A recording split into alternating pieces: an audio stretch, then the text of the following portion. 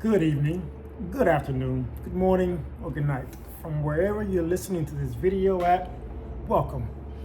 My name is Joseph, and I'm returning today with another edition, another reading of my favorite book, The Course in Miracles. This profound book has brought me so much joy, so much peace, so much enlightenment, so much information and knowledge that can help me, has helped me. And it's my intention now to share this with the world. One video at a time, one section of the book at a time. If you're just finding this channel, again, my name is Joseph, and I'm reading to you, to myself, everyone, this book, A Course in Miracles. And I would like it, I would love it, I would appreciate it if you would share this video, if you would like this video, if you would send a comment to me where you're listening to this from, or subscribe to the channel. That would help greatly also, because the more people this video finds, the more the message is shared. And it is recommended that what you have, you share in order to keep it. And I have been given the information, been given the knowledge, been given the freedom of knowing this course and using this course to benefit myself, to help myself, and now this is my sharing of it. This is my giving of it in order to keep it. So, without further ado, I'm going to get into it. I am here with chapter 8. Back at chapter 8, The Journey Back is the title. Today's section is The Gift of Freedom. If you have this book, even better. You can read along with me as I read, or just listen along if you don't have the book. But I highly recommend that you get yourself a copy of this book and start from wherever you want to start from. I started with the workbook for students, which was a 1 year dedication. 1 year dedication of reading just one section of that course every day. And it brought a thought to your mind that you carried with you throughout your day. For the whole 365 days, yes, you take one thought with you throughout your day. So best to read that thought in the mornings, which I did. Read the thought, read the paragraph or the information that goes with that thought, and you carry it throughout your day, throughout your interaction with people, throughout your whatever you gotta do. Go to work, drive, do laundry, cook a meal, anything, And it's a transformative experience to do that for a whole year. So I didn't get around to reading the text version, so this is what I'm doing now to complete this book. Read the text version. This is another part of completing the book. I mean, completing it would mean I would do the manual for teachers as well, which, of course, when I finish the text version, that will be the next part, the manual for teachers. Okay? So again, without further ado, let's get into it. The gift of freedom. If God's will for you is complete peace and joy, unless you experience only this, you must be refusing to acknowledge His will. His will does not vacillate, being changeless forever. When you are not at peace, it can only be because you do not believe you are in Him. Yet He is all in all. His peace is complete, and you must be included in it. His laws govern you because they govern everything. You cannot exempt yourself from His laws, although you can disobey them. Yet if you do, and only if you do, you will feel lonely and helpless because you're denying yourself everything. I am come as a light into this world that does not I come as a light into the world that does deny itself everything. It does this simply by disassociating itself from everything. It is therefore an illusion of isolation, maintained by fear of the same loneliness that is its illusion. I say that I am with you always, even unto the end of the world. That is why I am the light of the world. If I am with you in the loneliness of the world, the loneliness is gone. You cannot maintain the illusion of loneliness if you're not alone. If you're not alone. For the longest time, myself being a loner for the longest time, I always said to myself, yeah, I'm alone, but I'm never lonely. And this line reminds me of that. It says, if I am with you in the loneliness of the world, the loneliness is gone. You cannot maintain the illusion of loneliness if you're not alone. I never said that I was with anyone. I never said what was with me. I always said, though, that yeah, I am alone, but I am never lonely. So, to me, that sounds like, I already knew that the Spirit was with me. The Spirit of God is with me. Jesus, the Christ, is with me. My own internal spirit itself, capital I, itself, is with me always. Because I was never lonely when I was doing all those alone things, sitting alone, hiking, biking, camping, adventuring all alone. Never had a lonely thought in my mind about doing those things. So the Spirit is always with me. I just didn't acknowledge or recognize it as being the Spirit with me. Continuing on, the loneliness is gone. My purpose then is still to overcome the world. I do not attack it, but my light must dispel it because of what it is. Light does not attack darkness, but my purpose then still is to overcome the world.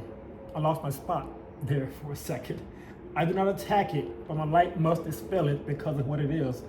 Light does not attack darkness, but it does shine it away. If my light goes with you everywhere, you shine it away with me. The light becomes ours. You cannot abide in darkness any more than darkness can abide wherever you go. The remembrance of me is the remembrance of yourself and of him who sent me to you. You were in darkness until God's will was done completely by any part of the sonship. When this is done, it was perfectly accomplished by all. How else could it be perfectly accomplished? My mission was simply to unite the will of the sonship with the will of the Father by being aware of the Father's will myself. This is the awareness I came to give you, and your problem in accepting it is the problem of this world. Dispelling it is salvation, and in this sense, I am the salvation of the world. The world must therefore despise and reject me because the world is the belief that love is impossible. If you would accept the fact that I am with you, you are denying the world and accepting God. My will is his, and your decision to hear me is the decision to hear his voice and abide in his will. As God sent me to you, so will I send you to others, and I will go to them with you so we can teach them peace and union. I love that part. Do you not think that the world needs peace as much as you do? Do you want to give it to the world as much as you want to receive it? For unless you do, you will not receive it. If you want to have it of me, you must give it. Again, you must give away what you have. You must give away what you have in order to keep it. This is sharing it. This is spreading it. This is keeping it alive. It never dies anyway. This is keeping it alive and sending it out to the masses. Letting everyone know what you have and how you attained it. And it comes to the point where you must share it. You want to share it. You can't keep this feeling of having it to yourself. It's so joyous. It's so great to have that keeping it is impossible. Keeping it quiet is impossible. It reminds me of the 12 steps of NA, AA, all those anonymous groups, right? Once you do admit that there was an issue, you go through these processes, these steps, and the final step is to be of service. Of all those, especially NA, especially AA, the final step of the 12 steps is to be of service to anyone and everyone else. Here, I am being of service, and I'm glad to be able to do this of service to you. Carrying on, I lost my spot again. Give me a moment. Dun, dun, dun, dun, dun, dun. Here it is. Healing does not come from anyone else. You must accept guidance from within. The guidance must be what you want, or it will be meaningless to you. That is why healing is a collaborative venture. I can tell you what to do, but you must collaborate by believing that I know what you should do. Only then will your mind choose to follow me. Without this choice, you could not be healed because you would have decided against healing, and this rejection of my decision for you makes healing impossible. Healing reflects our joint will. This is obvious when you consider what healing is for. Healing is the way in which the separation is overcome. Separation is overcome by union. It cannot be overcome by separating. The decision to unite must be unequivocal, or the mind itself is divided and not whole. Your mind is the means by which you determine your own condition, because mind is the mechanism of decision. It is the power by which you separate or join and experience pain or joy accordingly. My decision cannot overcome yours because yours is as powerful as mine. If it were not so, the sons of God would be unequal. All things are possible through our joint decision, but mine alone cannot help you. Your will is as free as mine, and God himself would not go against it. I cannot will what God does not will. I can offer my strength to make yours invincible, but I cannot oppose your decision without competing with it, and thereby violating God's will for you. Free will. This planet is a free will zone. Everything and anything is allowed. And your decisions, all of your choices are allowed. They're yours. They're your will, right? And you cannot go against, as it says here, the Christ in you can't go against your will to receive his help, to receive God's help. You must choose it. You must decide for yourself. It cannot be done for you. And it's so easy. You can actually say it and think it and believe it. Well, you have to think it first. And you become to believing it. And once you believe it, you experience it, it's a knowing then. It's a final knowing. Beyond belief is a knowing. You no longer believe anything, you just know it for sure. Okay? Carrying on. The decision to unite must be unequivocal. Oh wait, I read that part already. There. It is the power by which you separate or join and experience pain or joy accordingly. My decision cannot overcome yours because yours is as powerful as mine. Read that part too, but I'll continue. If it were not so, the sons of God would be unequal. All things are possible through our joint decision, but mine alone cannot help you. Your will is as free as mine, and God himself will not go against it. I cannot will what God does not will. I can offer my strength to make yours invincible, but I cannot oppose your decision without competing with it and thereby violating God's will for you. Nothing God created can oppose your decision, as nothing God created can oppose his will.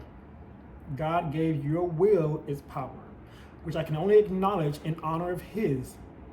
If you want to be like me, I will help you, knowing that we are alike. If you want to be different, I will wait until you change your mind. You see? He will wait until you change your mind. Not until then, not before then. There's no interjecting your will. It must be made by you. I will wait until you change your mind. I can teach you, but only you can choose to listen to my teaching. How else can it be if God's kingdom is freedom? Freedom cannot be learned by tyranny of any kind. The perfect equality of all God's sons cannot be recognized through the dominion of one mind over another. God's sons are equal in will, all being the will of their Father. This is the only lesson I came to teach. This is the only lesson I came to teach, that God's sons are equal in will, all being the will of their Father. If your will were not mine, it would be our Father's. It would not be our Father's will. This would mean you have imprisoned yours and have not let it be free.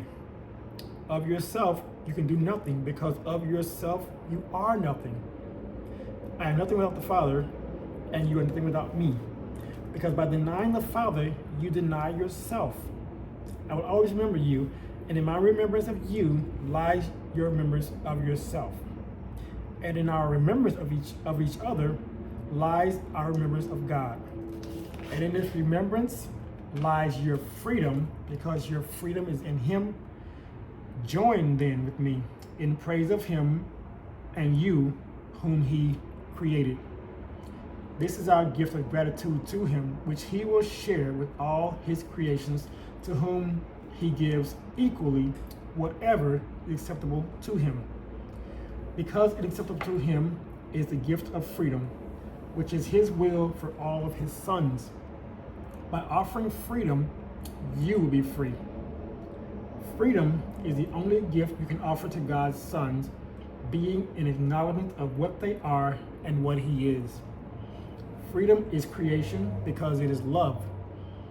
Whom you seek to imprison, you do not love. And therefore, when you seek to imprison anyone, including yourself, you do not love him, and you cannot identify with him. When you imprison yourself, you are losing sight of your true identification with me and with the Father. Your identification is with the Father and the Son. It cannot be with one and not the other. If you are part of one, you must be part of the other, because they are one. The Holy Trinity is holy because it is one. If you exclude yourself from this union, you're perceiving the Holy Trinity as separated. You must be included in it, because it is everything. Unless you take your place in it and fulfill your function as part of it, all these "it's," by the way, are capital I's. They are capital I. The Holy Trinity is as bereft as you are. No part of it, capital I, can be imprisoned if its, capital I, truth is to be known. And that concludes chapter 8, section 4, the gifts of freedom. Freedom. Don't we all strive for that? We want freedom. And I believe that right now, time is the new freedom. Time is new currency. And if we don't have that free time, that freedom of time to be here with yourself, time to go there by yourself, go here with someone, do something with someone with time to spare, then we're searching for more time. We're needing more time. We're wanting and wishing for more time. That is the new freedom to me, holding to that. But here, we've imprisoned ourselves unwillingly, unknowingly, because we've forgotten that we are already free. We were born free, but through the allegory of Plato's cave, we've imprisoned ourselves. We've looking at the illusion instead of focusing on the freedom that is within, right?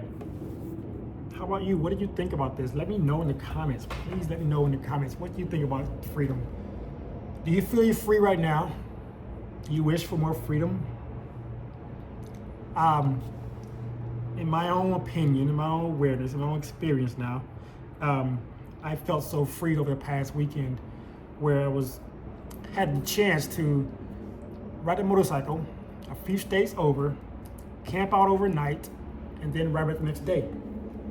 And I actually recorded a little video about the way I felt when I was out there at that moment. So I'll actually link it at the end of this video instead of linking the playlist like I usually do. I link the playlist always. The playlist has every video that I've done up to this point, which will be up to this point of the gift of freedom.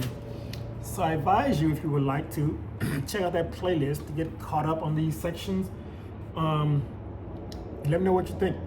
please hit that like button, subscribe to this channel, and come back for the next one. The next one I'll read is The Undivided Will of the Sonship, Section 5. Again, my name is Joseph, and I'm grateful to be your reader of A Course in Miracles. And I will leave you with this reminder, as I always do, that this book is A Course in Miracles.